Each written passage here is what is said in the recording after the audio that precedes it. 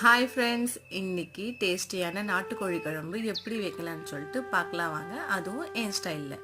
ஒரு மிக்சர் ஜாரில் 4 பெரிய வெங்காயம், 4 பெரிய தக்காளி, 2 பத்து தேங்காய், 2 துண்டு இஞ்சி, 4 பல்லு பூண்டு, மிளகு, பிரியாணி ஸ்பைசஸ் எல்லாமே போட்டு நல்லா நைஸாக அரைச்சிக்கோங்க.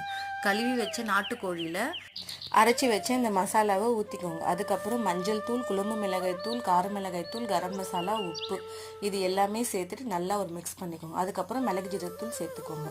அப்புறம் ஒரு குக்கர் வச்சுட்டு எண்ணெய் ஊற்றிட்டு பிரியாணி ஸ்பைசஸ்லாம் போட்டுட்டு இந்த மிக்ஸ் பண்ணி வச்ச சிக்கனை போட்டு நல்லா ஒரு 10 மினிட்ஸ் சிம்லேயே வச்சு வதக்குங்க. வதக்கின பிறகு உங்களுக்கு தேவையான அளவு தண்ணி ஊற்றிட்டு கொத்தமல்லி, கருவேப்பிலை, பச்சை மிளகா, புதினா, உருளைக்கிழங்கு வேணும்னா சேர்த்துக்கோங்க, வேணா ஸ்கிப் பண்ணிக்கோங்க. சேர்த்துட்டு 5 விசில் விட்டிங்கன்னா நல்ல டேஸ்டியான ருசியான நாட்டுக்கோழி குழம்பு தயார். இது போன்ற குக்கிங் வீடியோக்களுக்கு அச்சுமா குக்கிங் சேனலை சப்ஸ்கிரைப் பண்ணுங்கள், ஷேர் பண்ணுங்கள், கமெண்ட் பண்ணுங்கள், லைக் பண்ணுங்கள்.